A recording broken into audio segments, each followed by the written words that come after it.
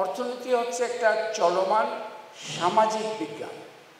প্রতিনিয়ত একসময় আমরা ভাবতাম যে আরও বেশি উৎপাদন করো, তাহলে আমাদের আরও সম্পদ বাড়বে, সবার আয় বাড়বে।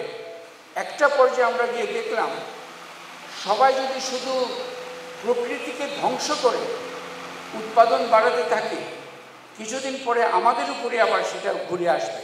কারণ জলবায়ু পরিবর্তনের বিষয়টা ওই প্রকৃতির দিকে, তুমি বসো, প্রকৃতির দিকে নজর দেই নাই, তার জন্যই কিন্তু হচ্ছে।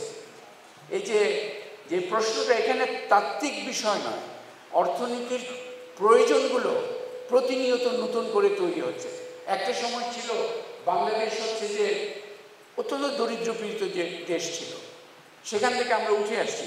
আজকে আমরা চেষ্টা করছি যে তরুণদেরকে অর্থনীতিতে আরও ভালো করে কিভাবে সম্পৃক্ত করা যায়, নতুন একটা চ্যালেঞ্জ। এইভাবে প্রতিনিয়ত অর্থনীতির, তোমার প্রশ্নের উত্তর হচ্ছে নতুন নতুন চ্যালেঞ্জ আসছে অ্যাকচুয়ালি, এবং সাময়িক প্রাসঙ্গিকভাবে সেগুলোর সমাধানগুলো আমাদের খুঁজে বের করতে হবে।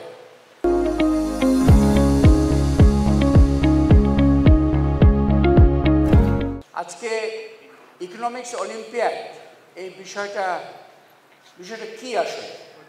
আপনারা তো প্রতিযোগিতায় অংশগ্রহণ করলেন। এটা বেসিক্যালি হচ্ছে যে কয়েকটা মাত্রার বিষয়। একটা হচ্ছে অর্থনীতির যে বিষয়টা আছে, অর্থনীতির সাবজেক্টটা,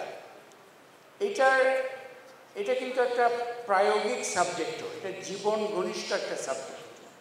কারণ আপনি প্রত্যেকেই কিন্তু, আমি সেই গৃহিণী হোক বা বাবা হোক অথবা একজন যে তরুণ হোক, ছাত্রছাত্রী, প্রত্যেকেই এক এক অর্থে একটা ক্ষুদে অর্থনীতিবিদ।